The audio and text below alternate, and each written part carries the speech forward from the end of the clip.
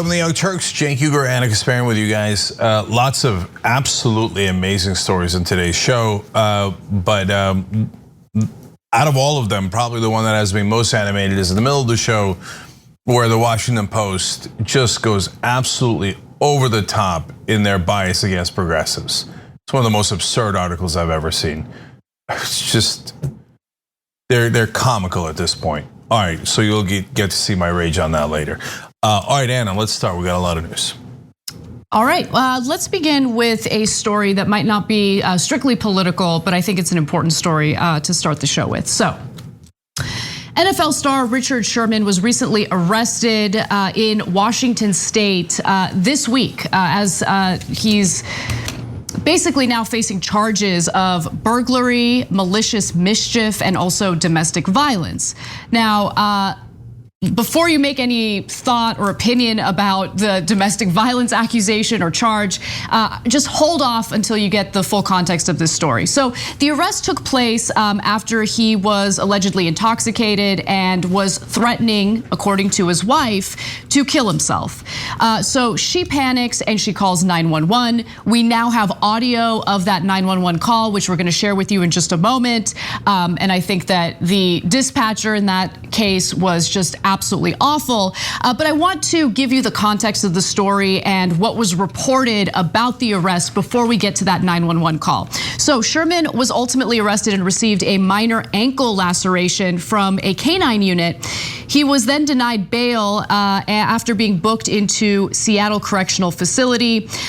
He is currently at that facility because in the state of Washington, if you are charged with domestic violence, they deny you bail. So they have denied him bail. Go ahead, Cenk. Yeah, I just want to clarify for people what this story is about and what it's not about. The 9/11 tape is outrageous, as you're going to hear in a second. But in the beginning, I was worried that they're framing this in a way that's weirdly seemed to be against Richard Sherman without enough facts being in. But now a lot of the facts are in, and that is not the case. So for example, if you're curious about burglary, as I was, I mean, he's very wealthy, he doesn't need to steal anything, of course. That's of course not the technical definition. Burglary is entry into a building illegally with intent to commit a crime, especially theft, but not necessarily theft. And he had damaged a door in his in-law's house, and that's why he's charged with burglary. I think that the potential DUI and hit and run is much more serious. So the crimes are real. Of course, you got to give him a fair hearing, and no one was hurt, and his family continues to emphasize that. But the real outrage is in how 9/11 handled the call, 911 handled the call.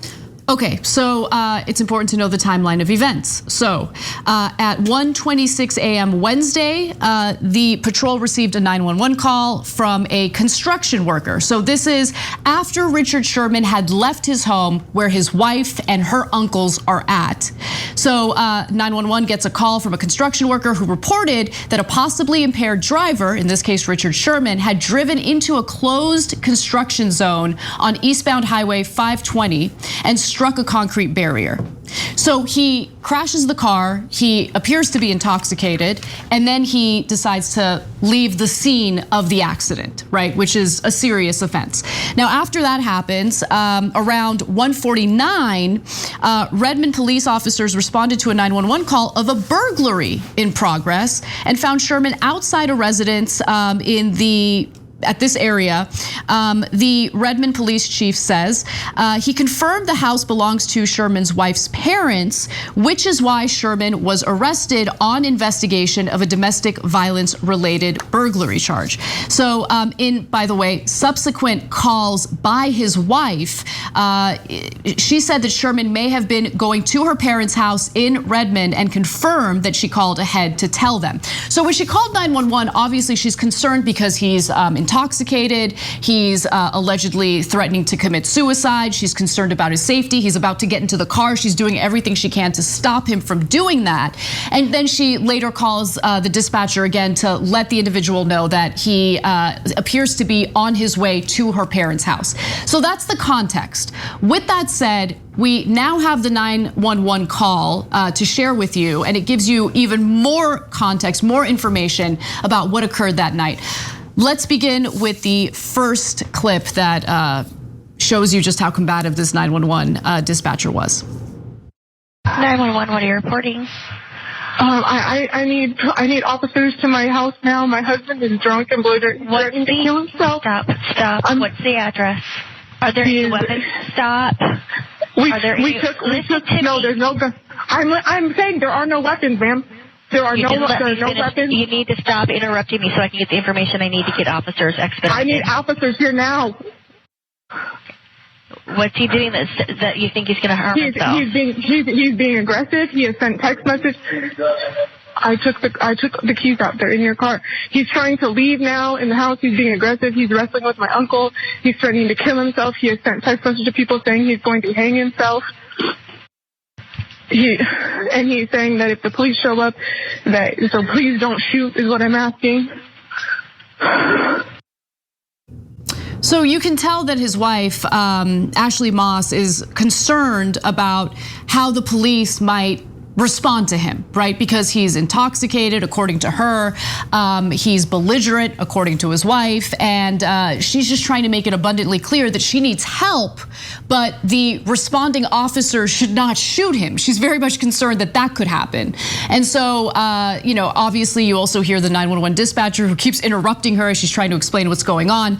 That combativeness is about to get even worse in other clips that we're about to show you. But Cenk, what do you think?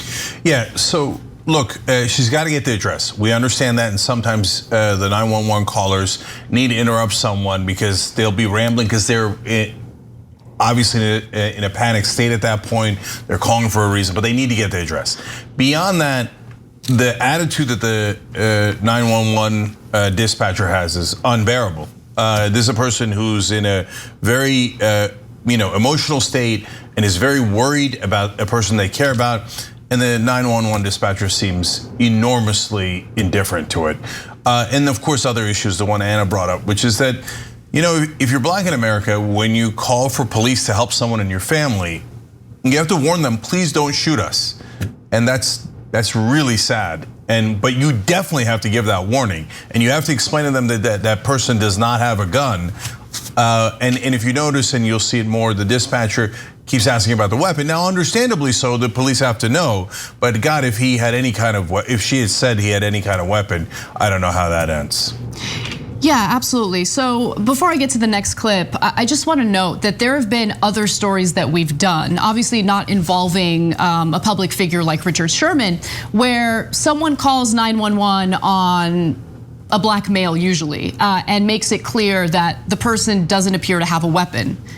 And the cops come in blazing anyway, right? And so, anyway, that warning is an important one to, or that information is important to give to the dispatcher, but just understand that that doesn't always end up getting to the police officers who show up to the scene.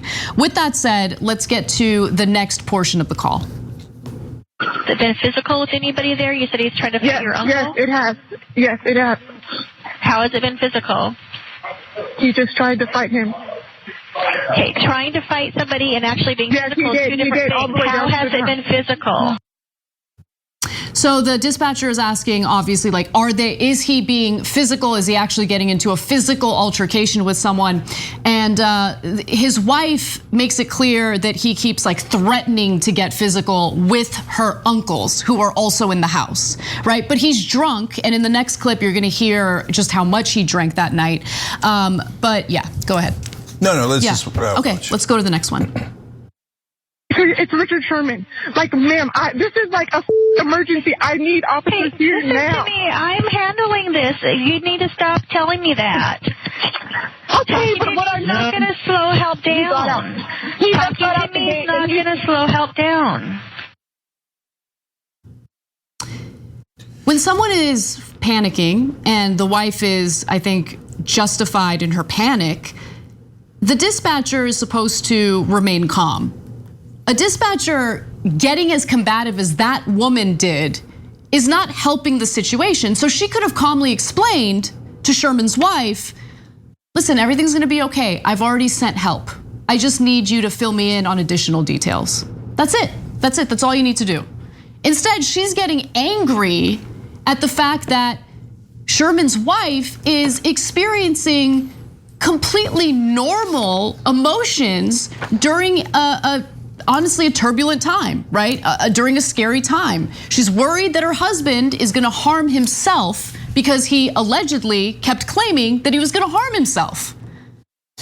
Yeah, so the dispatcher being so flippant and making it about herself, like, why are you interrupting me? And all the things that you heard her say is unbearable. But the other aspect of this, I'm actually gonna hand off to one of our members because they have a personal experience with something like this. And I want you to hear it out, guys, because this is how some people in the country feel, whether you feel it or not, okay? That's their perspective. So OJM writes in, nothing is scarier than having to call the cops about the mental health and safety of a black man in America. I'm black, and a friend of mine who's also black was staying with me while having a mental breakdown.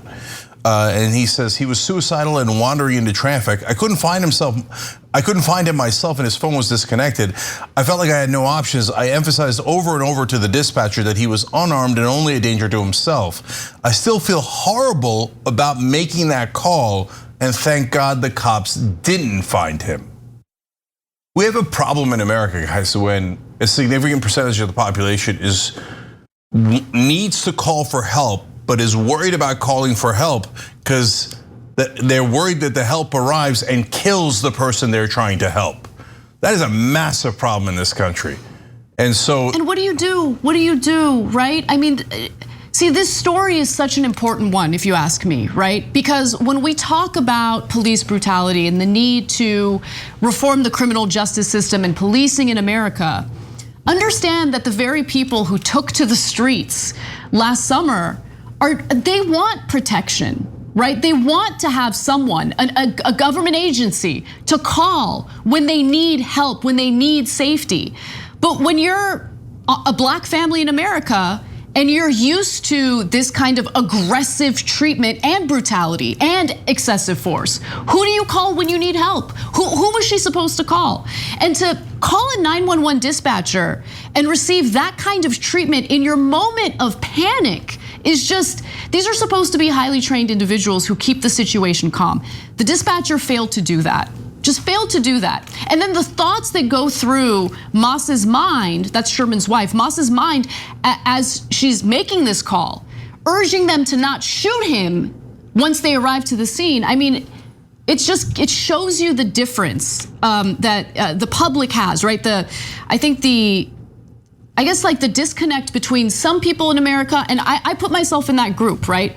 Where I grew up thinking and feeling that I can call the cops whenever I need them and they'll show up and they'll protect me, right? Yep. But there's a huge portion of this country that does not feel that way. And partly because they get treated like this, and partly because we've seen it happen dozens of times. Somebody calls for help and the cops come, they see somebody having a mental health issue and they shoot them and kill them. That is not the right way to handle it. Last thing is, guys, that's why the movement was called Defund the Police. And we've talked about how I think that's bad framing because people misunderstand it. But the essence of the policy was correct, which is that some portion of policing should be done by mental health experts and not people with guns. So now, by the way, you might need people with guns to escort them, right, into situations like this. But a mental health professional should lead in a context like this. And maybe then a lot of people in this country wouldn't be scared to death to call the cops. Yeah. We do have one more clip, and I think this is an important one, which is why I'm gonna go to it. So let's listen. Does anybody need an ambulance there? You said it was physical. No, we don't need an ambulance. Okay. And he does not have any weapons or access to weapons? No. Okay, and how much has he had to drink tonight? 2 bottles. 2 bottles of what? Now, a vodka and Hennessy. Okay, hard alcohol. It's alcohol. He's intoxicated. Okay, sir. I'm only going to talk to one person, so please put the phone down and talk to Ashley. Okay, is the sheriff on the way? Okay, listen, it's over on dispatch, okay? Talking to me is not going to slow anything else down. Unbearable, yeah. I'm happy that no one got seriously hurt. As I mentioned, he got a cut on his ankle as a result of the K-9 unit because once the cops arrived to his wife's parents' house, apparently at first they were able to talk to him, but then once he realized that they were going to arrest him, he started walking away. So they used the dog to restrain him. I mean, seeing a dog on a black man is not great either, let's be honest. But did he have to be arrested? In the beginning, I wasn't sure, but given the damage on the door, and he appeared to be trying to break in, but more importantly, even the drunk driving. Yeah, the information they had that it was his car, it looks like, that had not only done drunk driving, but a hit and run. Not on a person, nobody got hurt, but a hit and run is a very serious charge. So I can understand why they needed to arrest him. We're just thrilled that no one got killed in this story. Yeah. But we should expect better from the people who are supposed to help us. Again, other than the dog, the cops didn't necessarily do anything wrong. The dispatcher did. Exactly, yeah. All right, well, let's take our first break. When we come back, we do have some good news to share. It appears that Britney Spears and her fight against her conservatorship has made some positive progress. So we'll give you that story and more when we return.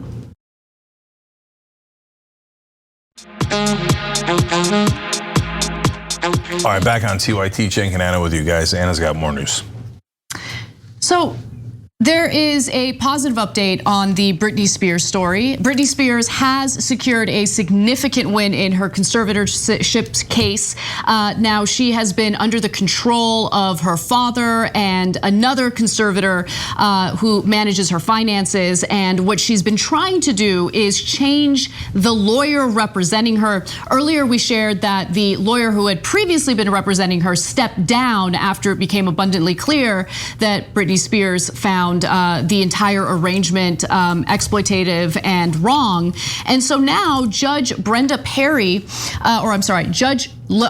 Judge Brenda Penny will allow Britney's desired replacement attorney, former federal prosecutor Matthew Rosengart, to represent the singer moving forward. The 39-year-old entertainer has been unable to choose her own lawyer since the conservatorship's inception in 2008.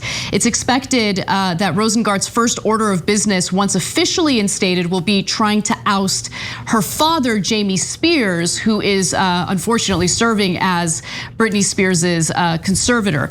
Now, in a phone interview with NBC, Britney Spears did not hold back in expressing what she plans to do moving forward in regard to her father and how she feels that he had abused and exploited her.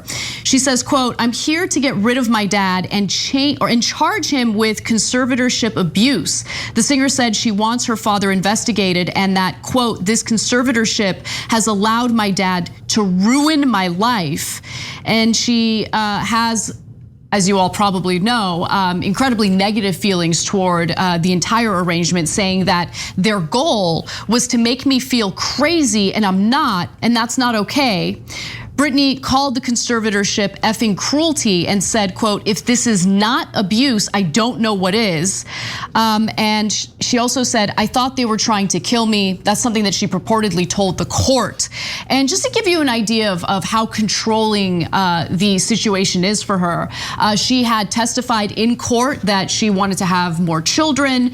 And in order to do that, they would need to take her IUD out. But the conservatorship prevented her from being able to do that. She was denied the opportunity to have more children.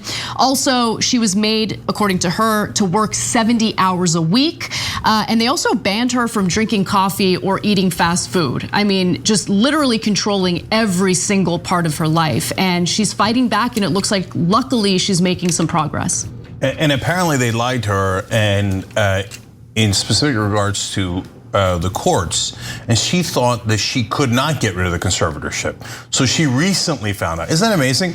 She's been under conservatorship for 13 years, and she recently found out, oh, she actually could petition to get rid of it. So apparently, if you believe her at all, and I do, given the evidence, you know, we don't know the other side of the story too well, but apparently they've been lying to her the whole time to try to keep her under control. Now, look, here's some evidence that we can all see with our own eyes that's relevant. First of all, it's $60 million that they're controlling. So let's just keep it real on what the motivations here are. Exactly, and that's a huge part of the story. And I would argue that when you're setting up a conservatorship arrangement involving someone who makes millions and millions of dollars because they're a popular performer, maybe keep an eye on that arrangement to ensure that there's no exploitation and abuse taking place. Yeah, and so, I mean, she talked about how this is similar to sexual abuse. I don't know about that. I do know that, I mean, it is abuse of some sort if she's anywhere near telling the truth, which again, it looks like she is. And so they would make her work 7 days a week and control what she ate and didn't eat. Why? Because she's a product to them. And the product needs to be skinny, and the product needs to work around the clock. I mean, it's just, it sounds grotesque. Now, to me, here's an obvious tell. Okay, for those of us who don't know the whole inside story. Because of course there's some percentage chance that they're right, and what if she has mental health issues and we're just listening to her but we don't know the other side. But wait a minute, guys. If I'm the dad in a situation like that and my daughter is going through this incredibly traumatic thing and then she thinks that I'm at fault, what would I do? Well, I would say, oh my God, I can't believe she thinks that. I feel heartbroken over that. So let's solve this in an easy way. I'll step out of the conservatorship. I'll let my wife do it. Or if she's uncomfortable with my wife, let's find someone that is trusted that can do it, because I want to get my daughter help. I don't want her to just be on her own because I'm worried that she's a danger to herself. But if people think it's that I'm trying to take advantage of her, oh my God, I don't want that at all. I don't want people to think that about me, but more importantly, I don't want her to think that of me or anyone else. So let's figure out, hey, Rosengard, come, let's go, and let's find mutually someone that we can work with to put her in the right conservatorship. And by the way, the money doesn't have to go to me. I mean, it's my daughter's money. She's 39 years old. Why does the money doesn't have to go to me at all? It should go to her, and it should be protected under a trust, etc. Now, has the dad done any of that? So then you begin to get a sense of who's right and who's wrong. Yeah, it's such a, when you really think about what she's been through, right? And I've been going back and watching interviews where when before the conservatorship, before she had a mental breakdown, just going back and watching press interviews and also the way the press talked about her. And she was a teenager when she skyrocketed to fame. So it starts off with everyone constantly judging her, right? Why are you dressed so provocatively? You're nothing but a slut. I mean, that's what the messaging was in the framing of the questions she was asked. In fact, in the documentary about this conservatorship, there was a clip of an interview that Diane Sawyer did with her. And I mean, it's amazing because I remember watching that interview at the time and thinking that it was a totally normal interview. And so there's a positive part of this where you see how much society has evolved in a way, right? Because that line of questioning and that framing is unacceptable today. But imagine being a teenager, being told by everyone that you're too slutty, you're too this, you're too that, right? At the same time, there's like a tremendous amount of pressure for you to bear a lot of skin, to compete with other women who are doing the same, business as you. I remember Christina Aguilera, it was like a competition between the two of them, and then Christina Aguilera comes out and she wants to be dirty. Like, think about that culture. And then you have a mental breakdown because the whole world is constantly watching you, constantly evaluating you, and constantly judging you, and you're a teenager. So she has a mental breakdown and is forced into this conservatorship, and she just wants some freedom. She's nearly 40 years old. Yeah. And she's obviously been able to do quite a bit in her career, in her personal development and growth throughout this time, and to completely ignore or discount that is ridiculous. She deserves her freedom. Yeah, so guys, think about it. The adults made her dress up when she was a young girl, as young as 15 when she's breaking out. She was younger than that when she was first got started. But they make her dress up in a certain provocative way to sell more records to other gross adults, right? And then other adults come in and blame her for it. And they say, why are you being provocative? Why, it's your fault. Meanwhile, it's this young girl who's like, what, they told me to dress like that. And then a world of pressure, and by the way, is in the last video, I'll do it again here. for any part that we contributed to that, I feel gross and sick about it, right? And so, because we followed the media coverage at the time and no excuses for it, okay? And so she has all that pressure. But then the last part of it is, my God, she has a mental breakdown. And then if she's right about all this, her own dad takes advantage of his daughter's mental breakdown to take her money and then to convince her that she's the crazy one and that's why she has to live under his thumb and work 7 days a week and never relent. And she can't even control her own reproductive rights, and to oppress her and keep telling her she's crazy so that he could milk her for more money. It's disgusting. Oh my God, if all of that is true, he's one of the grossest men alive. Now, again, I just caution all the time because we haven't heard his side of the story yet. But the fact that he's not withdrawing, as Britney's lawyers are asking, is obviously unreasonable and is a sign of who might be right and wrong. She wants her father in jail.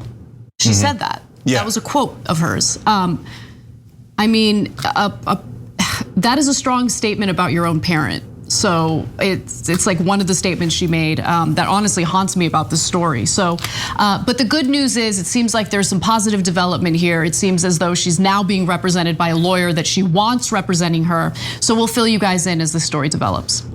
Now, there's a different angle to it that I want to talk about because Matt Gaetz has decided to be an opportunist and jump into this story, hoping, I would suspect, to deflect from the fact that he's facing his own serious criminal investigations. So. A hearing in this case that does not result in freedom for Britney Spears and dissolution of this guardianship. It is a black eye on the American justice system. That is Republican Representative Matt Gaetz, who is currently facing a federal investigation for allegedly paying for sex with a minor and paying for her travel across state lines, which is a serious federal crime. But he's decided to jump into the discussion regarding the Britney Spears conservatorship. He was outside of the courtroom protesting her conservatorship, which obviously we agree that she should be let loose from that conservatorship. We find it to be an arrangement that exploits her and is abusive. Now, I don't know why Matt Gaetz has decided to get involved in this. I would suspect, this is my speculation, that he's trying to deflect from his own legal woes. But let's hear the rest of his speech. There were grifters in this process that tried to act like they spoke for Britney, that they knew what she wanted. Well, now the whole world knows what Britney Spears wants, and it is the freedom and the liberty that should be offered to every single American. Free Britney. There's a lot that still divides us, but one thing we can all agree on is that Jamie Spears is a more decisions regarding his daughter. She is nearly 40 years old. She should make her own decisions. But you know what? This case should open our eyes to the broader abuse that occurs in this system, to the millions of Americans impacted. And if we come together, then we think that Britney's final act could be one of graciousness, could be one of joy, and could be one that could help liberate many other Americans. So again, I mean, if Matt Gaetz wasn't who Matt Gaetz is, then, I mean, obviously I'm open to that messaging. However, Matt Gaetz and one other member of Congress who is accused of some other horrific sexual covering up of sexual misconduct decided to write a letter, right, urging Congress to do something about this. And the person I'm referring to is Jim Jordan. So Matt Gaetz and Jim Jordan write a letter to Congress, specifically to the House Judiciary Committee Chairman Jerry Nadler, essentially saying, like, we want you to do something about it. The facts and circumstances giving rise to this Britney Spears arrangement remain in dispute, but involve questionable motives and legal tactics by her father and now conservator Jamie Spears. Given the constitutional freedoms at stake and opaqueness of these agreements, it is incumbent upon the committee, or our committee, to convene a hearing to examine whether Americans are trapped unjustly in conservatorships. I also find it funny, Cenk, that he mentioned Jamie Spears as a grifter, which, to be sure, there's some reason to believe that. I'm not denying it, but Matt Gaetz is the guy who has decided to ride on Donald Trump's coattails to political success. right? Even beyond that, Anna, I mean, here he is showing up at a press conference to get press attention, and he's thinking positive press attention and maybe get some of Britney Spears fans on his side because he's under a lot of heat. And so Britney Spears was a young woman who was taken advantage of.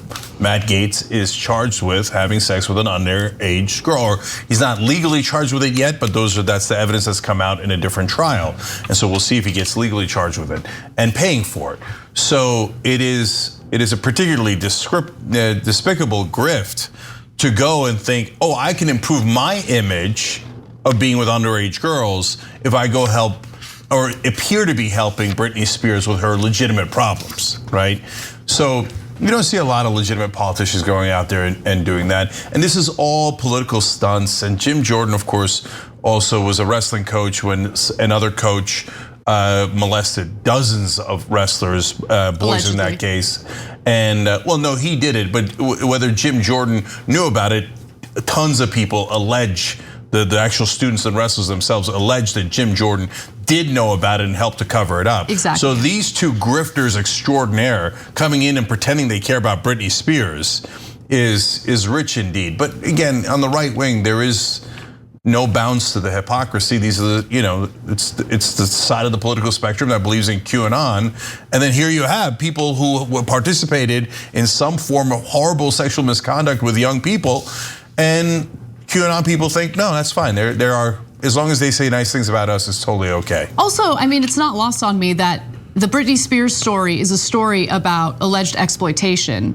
And here you have Matt Gaetz and Jim Jordan exploiting this story for political gain.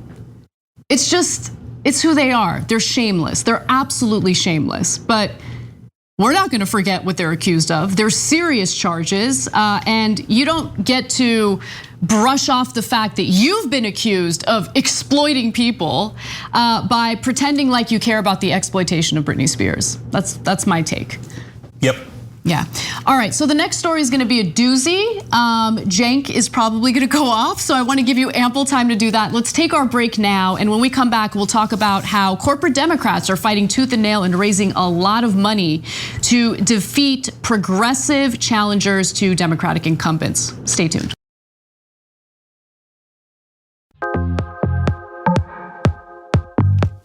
All right, back on the Young Turks, Cenk and Anna with you guys. Now we've got an infuriating story for you. All right. Well, corporate Democrats are preparing for the midterm elections. Yes, some of them are focusing on beating back Republican challengers, but corporate Democrats like Hakeem Jeffries are more focused on raising money to beat challengers, progressive challengers to corporate Democrat incumbents. So this is a story published in the Washington Post. I'm going to read you a few excerpts from it, where they write that Jeffries has formed a new fundraising effort, Team Blue PAC, with Problem Solvers Caucus co-chair Josh Gottheimer and new Democrat coalition co-chair Terry A. Sewell.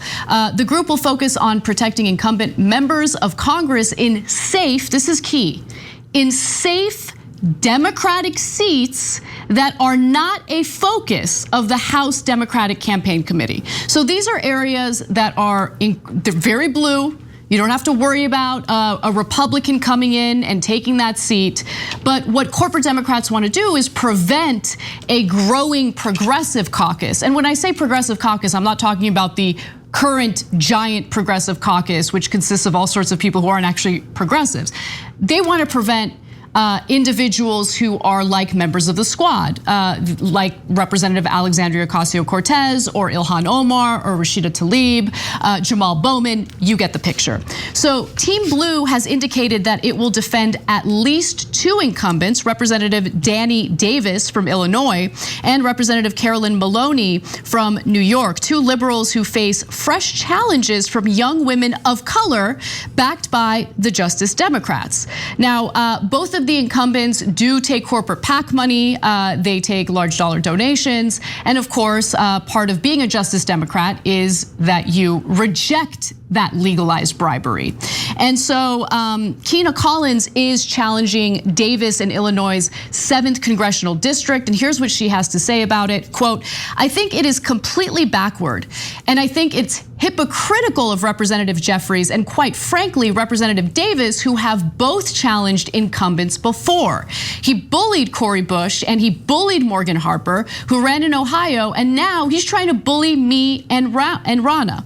And so Jeffries, by the way, started his political career in New York by challenging an incumbent Democrat in the state assembly. Just something you should know about. Now, who's Ronna? Well, she's the individual who is challenging Maloney. Ronna Abdelhamid, a Google employee who also works as a women's empowerment and self-defense activist, has been endorsed by the Justice Democrats to challenge Maloney.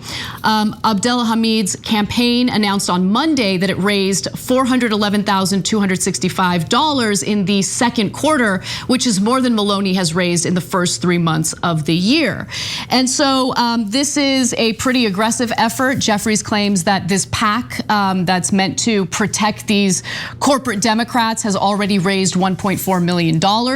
And it is concerning when you want to pursue this inside-outside strategy, right? Ensure that we elect real progressives into Congress who have priorities like Medicare for All and the Green New Deal, and then apply pressure from the outside, which, by the way, our wonderful members have done in the form of forcing a Senate floor vote on a $15 an hour minimum wage. And we thank our members for that. If you want to be part of efforts like that, you can join and become a member by clicking that join button if you're watching on YouTube, or going to tyt.com/join. But Cenk, I know you have a lot to say about this story, so take it away. So there's two different parts of this story. One is what these corporate Democrats are doing, and two is how the Washington Post covered it. And I'm particularly enraged about the Washington Post coverage. I'm going to get to that in 1 second. First, about the people who are doing this. Now, remember, the news peg in this story is that Hakeem Jeffries and Josh Gottheimer, who's one of the most pro-corporate Democrats in the country, takes tons of money from payday lenders, makes sure that he passes bills to help them, etc. He's part of the so-called Problem Solvers Caucus. I believe the ExxonMobil lobbyists pointed out how they use that particular caucus to kill any legislation that might hurt oil companies. And the Democratic Coalition co-chair Terry A. Sewell, that these folks are getting together to form Team Blue PAC, a PAC whose whole point is to attack progressives, to raise money. And I've asked the Washington Post if they're going to do follow-ups, and then Dave Weigel has said that publicly that they will do a follow-up to see where they raise that money from. I'll guarantee you right now it's going to be corporations, lobbyists, independent expenditures, etc. So the point of this story is these folks are getting together to attack progressives. Does the Washington Post frame it that way? Not at all, okay? But one last quote before I get to them. Gottheimer, but it's part of how they covered it. They quote Gottheimer as saying, if you're spending all of your resources and time fighting with each other instead of fighting the other team, that is a huge distraction. Now remember, this is a story about how he is forming a PAC to fight other Democrats. Now, did the Washington Post point that out? No, they just ran his quote uncritically. Oh, here's this beloved Gottheimer trying to do unity by gathering up millions of dollars to attack fellow Democrats. And you can see how those far left people are the ones who are at fault, and Gottheimer is the victim. It's a preposterous quote. You have to at the very least point out that does seem a bit hypocritical here as we're telling you a story about how he's doing a PAC to attack other Democrats. Okay, now let's get to the heart of the Washington Post problem. First of all, the headline. Democratic tensions surface as House incumbents plan defense against far left primary challengers. What the hell kind of headline is that? Who are you to determine who's far left? You can call them progressives, that's what they are. They're the progressive wing of the Democratic Party.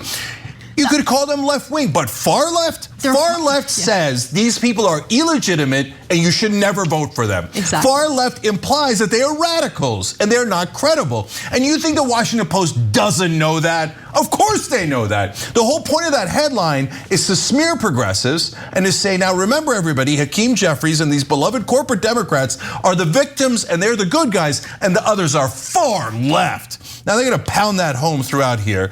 They explain, by the way, this is a hilarious part of the story. Hakeem Jeffries has accused the original squad, as well as the Just Democrats, of being white interlopers. There isn't a single white person in the original squad. Alexandria Ocasio-Cortez, Ilhan Omar, Rashida Tlaib, Ayanna Pressley, They're all people of color. Cori Bush, Jamal Bowman, people of color. Yep. White interlopers? No, Hakeem Jeffries is a clown. And by the way, another thing that the article does is it assumes that Hakeem Jeffries is one of the legitimate contenders to become next Speaker of the House. Now, he might be a contender, and that's fair to cover it in the context of others, but no, this makes it seem like he is legitimate and credible. He's a good Democrat who's gonna be the next Speaker. And the poor guy's just starting up a corporate PAC to make sure he attacks other Democrats. What can you do? How outrageous is the far left? But it gets worse and worse.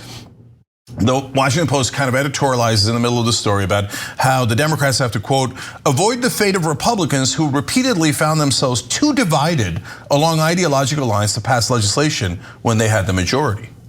Now, they don't say that in the context of the PAC that started to attack fellow Democrats. They say it in the context of, can you believe that Justice Democrats are doing primaries of other Democrats? Almost all of these Democrats got into office by challenging another Democrat in a primary, right? But now that they're the incumbents, the Washington Post is on their side because they have to serve the powerful. They've made a joke and a mockery of journalism in this country. And then they get into fawning praise of Hakeem Jeffries. They say, this is hilarious. He has cast himself as a leader who can bridge the Democratic donor community and the party's activist base. But wait a minute, he can frame himself that way, but then you should point out the absurdity of that. The activist base despises Hakeem Jeffries. Activist in what way? In what way is Hakeem Jeffries an activist? I've seen him be an activist and advocate for himself. I mean, he's been eyeing a leadership position. He's been eyeing he's fourth in line for House Speaker, according to how they pay their dues or whatever they do for House Speakership. How much money they raise. How much money they're, like that's, how is he an activist? He's not an activist for the people, that's the point. He's an activist for himself and his corporate buddies in Congress, that's it. Anna, it's about to get way worse and hilarious. So since he has absolutely no support among the activist base, in fact, part of the point of this article is he's attacking the activist base. Yes. He's starting a PAC to attack the activist base. But the Washington Post says he bridges a divide. By napalming the bridge, is that how he built it? So what is their evidence for him bridging the divide? They say at the end of Trump impeachment case where he was one of the Democrats who were putting on the case, he ended with a Notorious B.I.G. quote. Ooh. Oh, I didn't know he was that so activist. Edgy. And so edgy. What did he say, Jay? He said, if you don't know, now you know. Oh my God, he's so activist. Well, thank you, Washington Post, for telling. Oh my God. Wow, edgy. Yeah, well, look, Washington Post, I stand corrected. I didn't know he was that connected to the activist base. Okay, I mean, it's a joke. And how do they end the story? Of course, with a quote from Third Way, which they never clarify, is a corporate think tank meant to keep the Democratic Party under the thumb of corporations. Look, even if you don't want to frame it that way, everyone knows the entire point of Third Way is that they get corporate money and they try to do corporate influence of the Democratic Party. If you don't know that and you work at the Washington Post, you should retire immediately, right? But the editor gives them the last line without clarifying any of that. And they say, Matt Bennett, co-founder of Third Way, and they called it a moderate Democratic think tank. So progressives are far left, which, by the way, if you look at the policy positions, we stand for the Democratic Party, according to the polling, on almost every issue. There's a couple of outliers you can find on social issues, but on every economic issue, on most social issues. But we're the far left, even though we stand for about 2/3 to sometimes 80% of the Democratic Party, let alone the country, right? But the corporate guys are the moderates. They're so reasonable. So what did the reasonable people say? They say, with Trumpian insurrectionists so close to power and our democracy hanging in the balance, it's absolutely vital that the far left not weaken our at-risk incumbents in swing districts with divisive primaries. This is not in swing districts. It's not in swing districts. So the Washington Post lets Matt Bennett lie to their readers on purpose, and then he ends this: when the Tea Party attacked vulnerable Republicans, it cost them dearly. So that's the editor at the Washington Post saying. Now remember, if you're ever thinking about supporting a progressive, never do that. They are far left radicals that are hurting the Democratic Party. Why don't you just go work for them already, okay? This isn't journalism, this is propaganda. It is absolute trash. It absolutely is propaganda. You know, it's funny because you had mentioned it to me in a comment off air. You made your case. You're absolutely right. And that final example of the third way quote to wrap up the article is just, it's wrong. I mean, you're allowing someone who clearly has a conflict of interest here and a giant bias to close out the article with a lie. Because again, these are not vulnerable Democrats. These are blue districts. And this is exactly, look, okay, so I'm gonna give you a statement from a Jeffries spokesperson, okay? So the Washington Post reaches out to her, and here's what she had to say. It should come as no surprise that the chair of the House Democratic Caucus plans to support the re-election of members of the House Democratic Caucus who are working hard to enact President Biden's Build Back Better agenda. Okay, let's stop right there. You guys understand what this is really about. The only hope we have in finding members of Congress to fight on our behalf and ensure that we have important provisions in things like the infrastructure bill, for instance, is to elect people like the squad, right? Members of the squad. What Jeffries and other corporate Democrats hate is that they have to debate, they have to negotiate, they have to deal with individuals in Congress who hold them accountable and force them to challenge what their corporate donors want. They don't want it. It's a thorn in their side. That's what this is really about. That's all this is about. They want to be able to provide all the wins for their corporate donors without having to deal with anyone within the Democratic caucus who challenges them, calls them out. And to be quite honest with you, I mean, we've had issues with members of the squad, right? And progressives in Congress in terms of fighting back and publicly speaking out against members of the Democratic Party who are clearly standing in the way of getting progressive policies accomplished. But they're the only ones that are fighting for us at all. And Jeffries and other corporate Democrats, they don't want that. So Cenk is absolutely right in that Jeffries is not the activist. He's the one who wants to stomp out the activists. Well, he's a sensible reason for the story is he started a PAC to crush the activist base. Exactly. But it was framed in the exact opposite way. Last thing, and by the way, if you saw the rest of that quote, of course, they call anyone who's a progressive extreme left, okay? And they print that. And guys, you should know the context of, I know hundreds of reporters and editors, so I know how these stories are written. You go and get an opposing quote here and there, so you say, hey, I was fair, right? But basically what you do is you get the quotes that you want to tell the story that you want. Should journalism be done that way? Absolutely not. Do they do it all the time? Yes. Is this a perfect example of it? Yes. The reason they end on the third way quote is so that the reporter and the editor can go, now remember everybody, which side you're supposed to be on. You're not supposed to be on the far left, extreme left side. You're supposed to be on the moderate side, which is the corporate side. And finally, this is really important. Now, when you see something like this, you know that if AOC and the others object to the so-called bipartisan infrastructure bill and they vote no, this is a warning sign to them. The Washington Post and the rest of the mainstream media will come to bury you. They will call you extreme left for voting no on that corporate bill that would make sure that we hand over our bridges and our roads to corporations and privatize them. But if you dare vote no on that, you're hurting Biden's agenda, and you're far left, and you're an extremist. And poor Hakeem Jeffries, who wanted to help his corporate friends. I mean, I didn't tell you that. Why didn't you tell us about all of his corporate donors? Why haven't you ever told us about that? Because you're not journalists. You're propaganda for the establishment. And so, and every one of those, we put pressure on those progressives in Congress. But to be fair to them, every one of them knows that if they ever dare oppose the establishment, it won't be other Democrats as much as it'll be the corporate media that viciously attacks them and tells everyone that they are the aggressors and it is their fault and they're not good Democrats. They're good moderate corporate Democrats, those beloved people. They just wanted to give everything to corporations and make sure you never got a higher minimum wage and make sure you never got health care.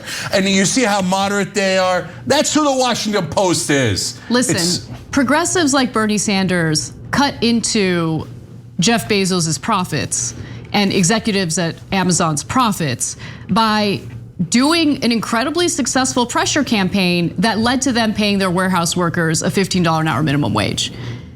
The bitterness toward that knows no bounds, and you can see it reflected in some of the reporting.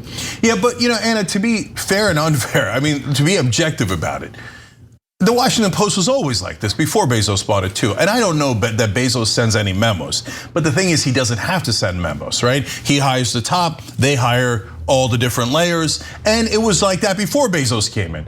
And it's not just the Washington Post. The mainstream media loves the status quo.